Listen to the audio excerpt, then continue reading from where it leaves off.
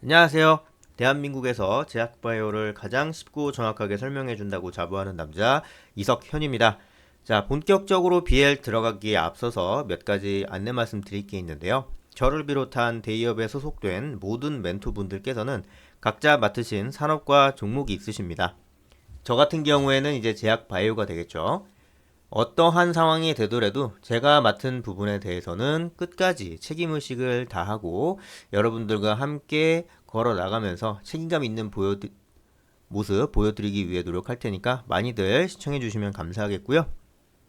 그리고 제가 지난 시간에 이제 BL에 대한 일련의 개요 영상을 저희 이제 대기업 차원에서 찍어드린 게 있는데 그걸 꼭 보고 오시는 것을 추천드립니다. 예, 웬고하니 이제 뭐 복습 차원이죠. 네, 복습을 하고 오셔라 라는 식으로 말씀을 드리는 거니까 꼭 보고 오셨으면 좋겠습니다. 자, BL의 강점, 기술력, 재무 차트 이렇게 알아가 보고 마치도록 할게요. 자, 휴마맥스, 무코맥스 같은 이제 플랫폼 원천 기술을 가지고 있는 친구인데 그냥 이런 원천 기술이 있다 정도로 이해하시면 될 것 같아요. 그냥 이제 그렇게만 이제 받아들이시면 될 것 같고요. 그다음에 이제 무코맥스를 이용한 이제 신약 개발 사업, 의약품 유통 사업을 영위하고 있고 신규 사업으로 이스라엘 와이즈만 연구소의 기술 지주 회사인 예다랑 이제 합작해서 현지 법인 이제 퀸트리젠을 통해 바이오 항암을 개발하고 있습니다.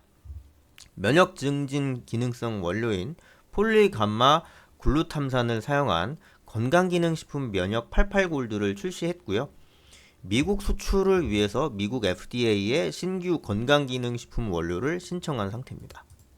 그렇게 보시면 되고, 자, 신약 개발, 헬스케어, 스킨케어, 의약품 유통 뭐 되게 여러 가지 부분이 있는데 다 이제 이 친구들이 영위하고 있고 상품화 시켜가지고 뭘 좀 이제 해보려고 하는 이제 그런 상황에 있다 정도로 이해하시면 될 것 같고요. 바이오 의약품하고 이제 합성화학 의약품 간의 차이를 한번 이제 간략하게 얘기를 해보면 바이오 의약품은 사람이나 생물체에서 유래된 것을 이제 원료로 하는 유기 물질입니다. 그러니까 살아있다라는 뜻이죠. 예. 재료로 해서 이제 제조한 이제 의약품이고요. 이게 분자량이 매우 크고 복잡한 3차원 구조를 가진다. 그러니까 이제 거기에 맞춰서 훨씬 더 이제 예민하고 그러기 때문에 예민하기 때문에 운송 과정에서 기능 이상을 일으킬 가능성이 좀 그러니까 제품 품질의 변화가 일어나기가 쉽죠. 그래서 이제 운송 비용도 굉장히 좀 비싸고 훨씬 더 이쪽이 좀 이제 높은 부분의 어떤 그런 이제 운송비 그러다 보니까 이제 단가가 좀 비싸죠. 이것도 이제 기술력으로 해결될 수 있다고 저는 봐요. 어느 시점이 가게 되면은 획기적인 어떤 아이디어나 이제 그런 걸 통해서 흐름을 만들어낼 수 있다고 저는 이제 보고 있습니다. 여기 나오네요. 가격 높음. 예. 뭐 화학 합성 의약품은 우리가 늘상 먹는 알약 같은 거여서 그거는 뭐 배로 실어 와도 뭐 상관이 없어요. 네. 글로벌 바이오 의약품 시장 규모 살펴보시게 되면 CAGR 17년부터 21년까지 연평균 성장률이 12.6%를 기록을 했습니다. 그러니까 진짜 어마무시하게 대단한 거예요. 어마무시하게 성장하고 있고 특히나 이제 국내에서는요. 바이오 의약품 쪽의 어떤 그런 이제 연평균 성장률이 20%가 넘는데 20% 넘어가는 산업 성장률을 보이는 섹터가 바이오 의약품 말고는 없어요. 그만큼 굉장히 빠른 속도로 커나가고 있고요. 그러니까 이제 뭐 20%니까 만약에 이제 시장 규모가 100이었다라고 한다면 하루 지나고 나면 이제 120이 돼 있는 건데 100이나 120이나 솔직히 별로 이렇게 와닿는 게 없어요. 그런데 한 10년이 지나잖아요. 그러면은 뭐야 이렇게 컸어? 쉽게 된다니까요. 왜냐면은 이제 요 시장 성장 속도라는 것 자체가 어떻게 보면은 좀 복리의 마법으로 상승해 나가고 있는 이제 그런 시점이라고 보실 수 있기 때문에 굉장히 빠른 속도로 커나가고 있는 것이다라고 보시면 될 것 같아요. 자, 전체 글로벌 의약품 중에 바이오 의약품 비중 변화 이렇게 보면은 요 밑에가 바이오 의약품이고 위에가 합성 의약품인데 전체가 이제 100이죠. 전체가 이제 100%인데 바이오가 24였어요. 근데 이게 2014년에 24%였는데 2021년에는 38이 됐더라. 그 다음에 이제 2028년 뭐 이럴 때는 이제 40일. 그러니까 굉장히 좀 요 바이오 의약품 쪽으로 힘이 쏠리고 있는 모습이 정말 이제 수치상으로 확인이 되고 있는 상황이기 때문에 이런 부분들을 뭐 굳이 뭐 이렇게 좀 잘못되게 이렇게 본다거나 뭐 이제 이럴 필요는 없겠다라는 생각이 저는 이제 들기는 합니다.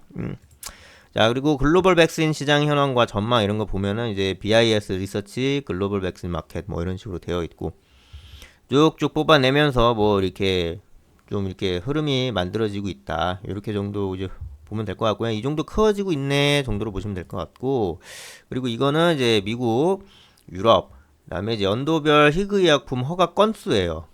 정말 이제 다방면으로 좀 커지고 있고 활발하게 이루어지고 있다. 요것만 캐치하면은 이제 이 도표를 제대로 뭐 이해했든 안 했든 이 도표를 보는 목적은 충족한 겁니다. 아, 이렇게 하고 있다고? 오케이, 이렇게. 그리고 이제 요건 이제 빌리언, 전 세계 그 빌리언 단위죠. 1빌리언은 이제 10억 달러, 1조입니다. 그러니까 이거는 557조, 842조 뭐 이런 식으로 가고 있다는 뜻이에요. 전 세계 처방의약품 매출액 의약품 종류별 시장 점유율과 전망 이런 거 보시게 되면 아유 막 그냥 뭐 연평균 성장률이 6.9% 그러니까 한 7%대 이제 그려지고 있는 정말 엄청난 흐름을 보여주고 있다 정도로 이해하시면 될 것 같아요.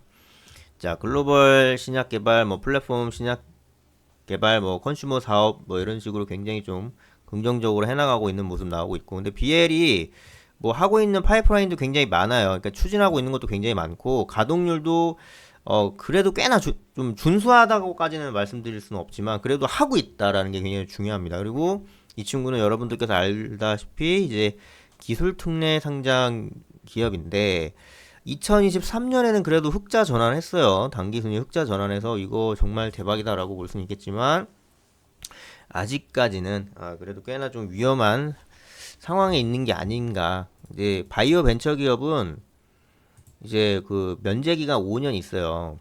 그 면제 기간 5년이 지나든 안 지나건 위험한 건 매한가지거든요. 그러니까 이 친구는 뭐 지난 지 꽤 됐고, 예, 그런 부분을 내가 바이오 이런 이제 벤처 바이오 벤처 요쪽에 이제 투자한다라고 한다고 하는 거는 이제 그만한 리스크를 다 감수한다라는 이제 기본적인 어떤 그런 이제 어 암묵적인 동의가 있는 겁니다. 그런 게 없으면은 좀 힘들죠. 일단은 이제 기간 조정이 만들어지는 상태에서 위로 계속 이제 올라갈 수 있는 그런 부분들도 만들어지고 뭐 꽤나 괜찮은 흐름이라고 볼 수도 있겠지만은 아직 조금 막 유상증자 리스크라든지 이런 부분이 좀 이제 나올 가능성이 좀 있어요. 근데 보면은 최대 주주가 지금 어 6% 그러니까 이제 뭐 우호 지분 이런 거 다 따지면 한 이제 13% 정도 되는데 이러면 한 이제 현재 총 주식 대비 25% 유상증자 신주 발행 가능성 존재합니다. 그래서 그런 부분을 좀 염두에 두실 필요는 있어요. 네.